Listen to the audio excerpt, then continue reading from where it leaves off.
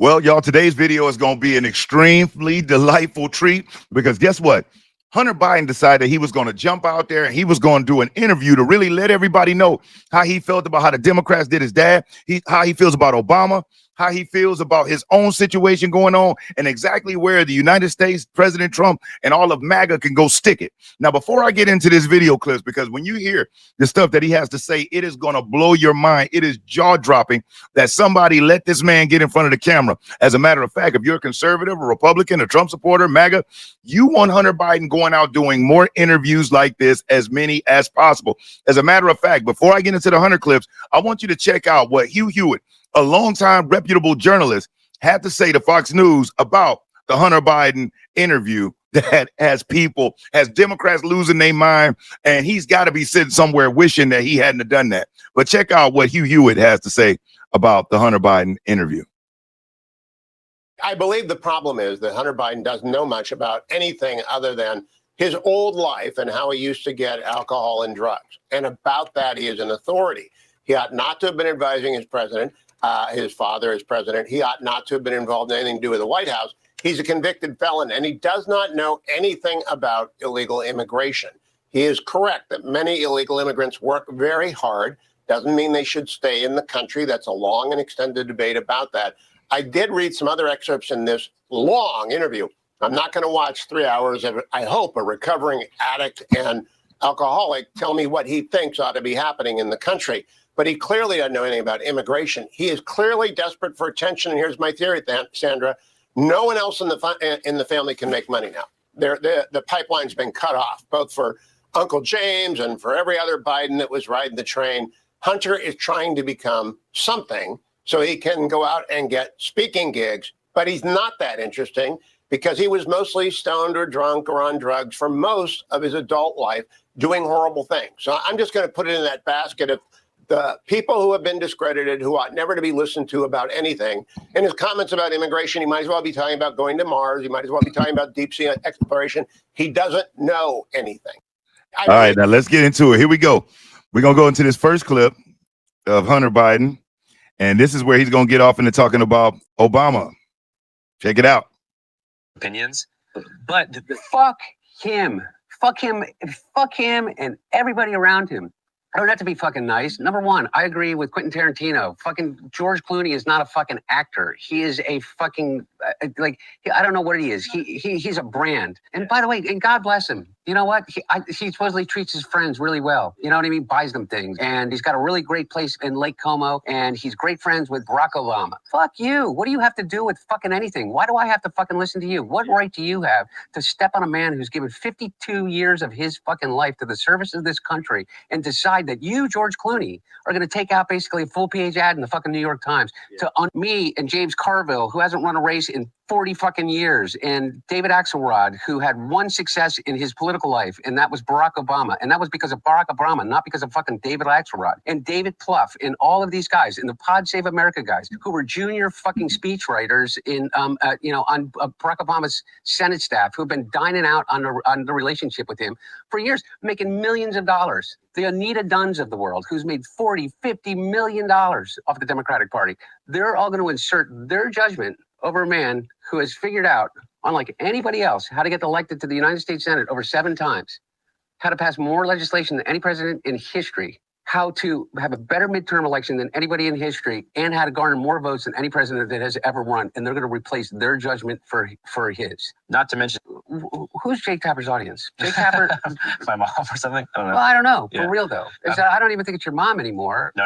By the numbers, what influence does Jake Tapper have over anything? He has the smallest audience on cable news, and beyond that, I think that the book is right now on Amazon that he put out. I mean, his ratings just went to shit after he put the book out. You know, they did a 2-week infomercial for it. I mean, it was such a money grab, such a disservice to everybody that he serves with. Whoa. So, as you heard there, that was Hunter taking the gloves off, but he didn't stop right there. He didn't stop. Here we go. This is where he's going to break down as far as what he would do if he became president. Now, can you imagine if Hunter Biden became president of the United States? Well, guess what? Hunter Biden has thought about it. And I want you to listen now. Listen how delusional he also is as he talks about Joe Biden passing more legislation. And if you know anything about the Democrat Party, they are about to eat this man alive. He just went out and attacked James Carville, who rightfully so had that one ride to fame with helping Bill Clinton, and all of a sudden he became like the campaign messiah. But he doesn't have a track record of winning races. David Axelrod. The only way we know David Axelrod was when Obama got elected in his first and second term. But other than that, I don't know what David Axelrod has done at all. He's still riding that. Now, I will agree with Hunter on that. But where I disagree with him at is acting as if Joe Biden was just this hell of a statesman that came in and did so much good. No, he was just corrupt. And by that being his dad, and as you heard Hugh Hewitt say, the money well is drying up. So now he's pissed and he's lashing out. And one thing about the Democrats, turn on them if you want to, they will devour your family. So the Biden family, who were already lepers after losing this presidential election, and as the Democrats see it, mucking everything up, they're blaming Joe Biden. I always said that if Kamala Harris had won, they would really be trying to put Joe Biden up on the Mount Rushmore. But not for anything that he did, but because he was a part of one of the biggest scams in ushering in the destruction of America. Because if she would have won, even now, 6 months in, I can't even imagine this country be looking like Mad Max. But the fact that they lost, and lost in embarrassing fashion, and as embarrassing fashion, as opposed to just say Kamala was terrible, the campaign and messaging was horrible, it was off. They're going to blame old sleepy, creepy, piss pants Joe, who's the same sleepy, creepy, piss pants Joe he was when he ran in 2020, except for there was not a COVID to hide behind. And the people began waking up. The whole Trump derangement syndrome that was just ramping up in 2020 is dying off now. But let's get into this next clip of Hunter. Listen to this. If you're enjoying this video, do me a solid, hit that thumbs up, because I will never ask you for a cash app or a super chat, but you hitting that like button, it really helps the channel. And if you aren't subscribed to the channel, subscribe. And if you already subscribed or you're subscribing now, make sure that you hit the notification bell and select all. YouTube has been having an issue with the notifications, but select all. That way you'll be notified when I upload new videos. And he's somehow convinced all of us that these people are the fucking criminals. White men in America are 45 more times likely to commit a fucking violent crime than an immigrant. And the media says, well, you got David Axelrod and, Rahm fucking Emanuel. Was so fucking smart, Rahm Emanuel. And so we got to understand that these people are really mad. And we got to appeal to these white voters. Rahm, the only people that fucking appealed to those fucking white voters was Joe Biden, 81 years old. And he got 81 million votes. And he did not because he appeased their fucking Trumpian sense, but because he challenged it. And he said, you can be an 81-year-old Catholic from fucking Scranton that doesn't understand it, but still has empathy for transgender people and immigrants. And then nobody said, oh, Joe Biden's going to turn us into a socialist state, no matter how much they said it. But these guys think that we need to run away from all values in order for us to lead. I say, fuck you. How are we getting those people back from fucking El Salvador? Because I'll tell you what, if I became president in 2 years from now, or 4 years from now, or 3 years from now, I would pick up the phone and call the fucking president of El Salvador and say, you either fucking send them back or I'm going to fucking invade. It's a fucking crime what they're doing. He's a fucking dictator thug. Bukele or Trump? Both. Yeah. Listen to this man's mouth. Now, this here, that man is the son of the president of the United States. This is the man who was sitting in on cabinet meetings with President Biden, allegedly. This is the individual who Joe Biden considers the smartest person that he knows. And don't let the media or anybody else fool you. Hunter Biden was in on cabinet meetings. Hunter Biden was in on calls with dignitaries from around the world, shocking people that major phone call conferences were taking place and people were having to patch Hunter in. This drug using, felon, crack smoking individual. So now, here's where he's going to go in on, he's going to give his take on Elon Musk. But let me get into this other clip right here of Hunter, where he's going to discuss his drug use. He's going to go more in detail about his drug use and whatnot. But tell me this isn't a train wreck of an interview. How many times has he dropped the F-bomb? But let's check out this clip here. I was drinking so much alcohol, almost a handle of vodka a day. And alcohol is the most destructive drug, not just to your body, but it puts you in more danger than any other drug that I've ever experienced. And then you add on top of that the amount of crack that I was using at the time. And crack cocaine, in terms of your physical health, is not as dangerous as the situation that you put yourself in to be able to obtain it. How do you get crack? one of the things I don't want to do is give a how-to to any moron like myself that may think that it's a good idea. But crack cocaine is a, I am fully aware when I'm talking about it in relationship to my own experience with it. It is still a shocking thing for most people, because we have been fed this perception of crack cocaine. It's more than just a drug. It's more than, like, if you say meth or if you say heroin or if you say cocaine, it comes with a whole bunch of different baggage. And because of that, places that you can go get it are some of the most dangerous places in whatever location you happen to be in. And it's everywhere. Mainly for that reason, I learned how to make my own. Is it me, or I didn't think crack was everywhere. I really thought that crack had played out, and I'm not saying that to be funny. I'm saying that to be real. I know that, you know, a lot of the other more popular things, the fent and all that type of stuff popped up, but I didn't even know people still smoke crack. And Hunter said it's everywhere. Matter of fact, he's about to get into the story on how he learned how to make his own crack. Red. I'm going to pretend like you're not getting attacked by a bee right now. Hey, it's all right. Keep my train of thought. Without them, we would all. Just trying to. By the way, that's true too. Birds aren't real, but bees are. Wow. So let's get into this next clip. So this right here is where Hunter's going to give us his explanation on really the impact of USAID and why he felt the impact of USAID was so necessary and how he feels about it. Check this out. People that you will meet are always singular in their dedication to making the world a better place, and that was the staff of USAID. Yeah. Literally the greatest force for diplomacy that the United States had, I can attest to my personal experience, is USAID.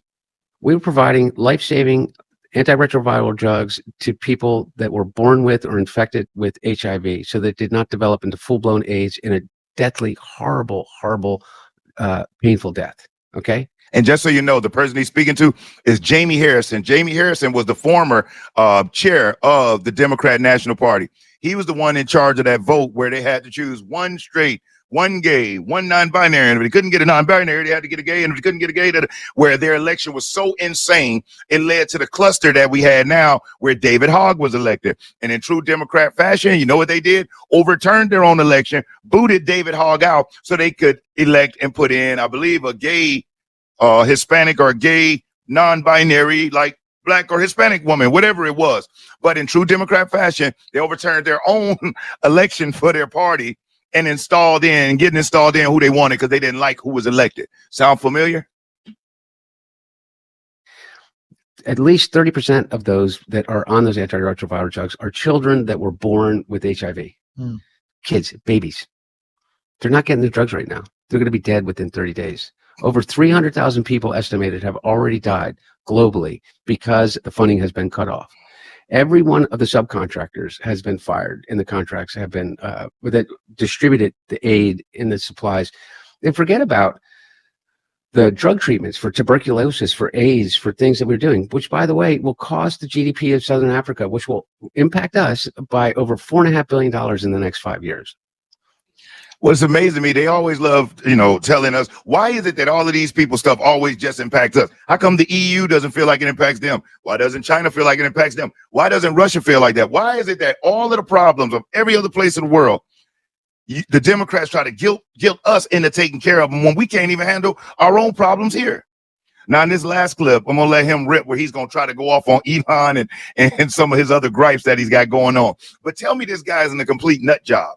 This has been extremely entertaining just watching it, as opposed to the whole 3 hours. I took out some of the hot takes and put those together so you can enjoy them. So let's check out this last clip here, Hunter.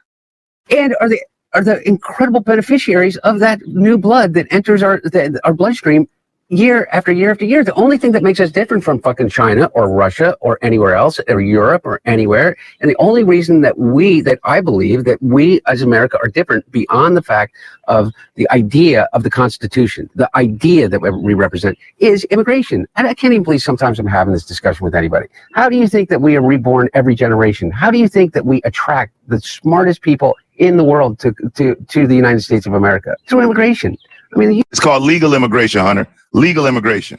You wouldn't know anything about legal. Everything you do, smoke crack, illegal. Firearms, illegal. It's called legal immigration. So we still want the best and the brightest minds, just coming in the right way. I doubt that the best and the brightest minds were sneaking in with the cartels through the southern border lying about asylum. The best and the brightest are coming from maybe colleges, maybe universities or places. They want to establish a career here. So they want to do it right so that people can see and know their talents. But when they're creeping through, coming through under the fence, through holes in the wall, through coyotes, getting drugged up, sexed up, and beat up, I don't think that that's the route that the best and brightest have been taken to make it into this country. And people forget that legal immigration is still legal.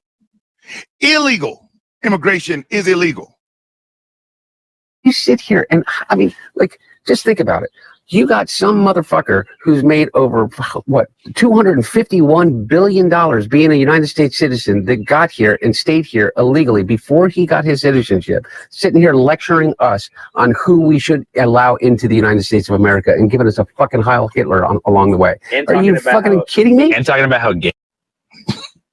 You see how nuts this guy is? So, you know, point blank period. I saw this, and just so you all do know, there's a lot of things coming down the works. I saw this, and I said, oh, I got to share this, because I wasn't sure how many of you even knew that Hunter went out and did this interview and just how delusional this man is. And if this tells you anything about just how disruptive the Democrat Party is and how it's imploding, think about it. Joe Biden, long-term lifer in the party, long-term loyalty. And the fact that Hunter's coming out, throwing out these Ginzu knives and souffling people, that's pissing off a whole lot of people, because he named names. And he spoke about George Clooney, and he referenced Obama, and people trading. The knives are out. I believe, honestly, the Democrat Party, before the midterms come, their approval rating will hit 10%. The Republicans will pick up 12 to 15 seats in the House, between the House and the Senate. I honestly believe between both chambers, 12 to 15 seats will be gained. And when that happens, we can really get this country right, as long as the Republicans stay in line. Because you know what happens? We win that many seats where we feel like we got it on lockdown. You already know. You're going to have those people inside the Republican Party that are going to start jockeying and fighting for power, especially with Trump about to leave a huge vacuum. And I'm supporting J.D. Vance as the one to come up and as a successor. But get ready. We're going to gain seats, and then our party, if we do it right, we can really set the country up for a golden age. If we don't, and it's all this fighting and bickering and whatnot, the American people will see that. And when the 2028 election come around, they'll right that wrong. And we may potentially have to deal with some left-wing extremists, you know, being more competitive than they should. But I have confidence in the American people. I don't necessarily have confidence in all of the Republican senators and congressional members, because we can talk about Democrats all we want, but then we don't get to $37 trillion in debt with just Democrats. We don't get to these laws and the way things are with just Democrats. We get there with rhinos, and we also get there with selfish, greedy Republicans who are more concerned about lining their pocket than they are doing right by their constituents. But that's a whole nother video for a whole nother day.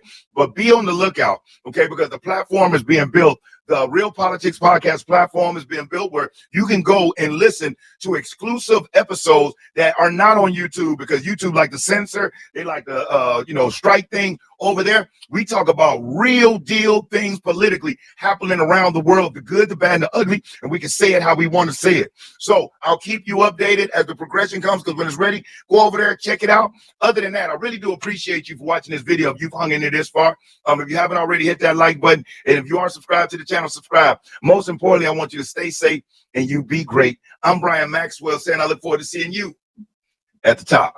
Over and out, y'all.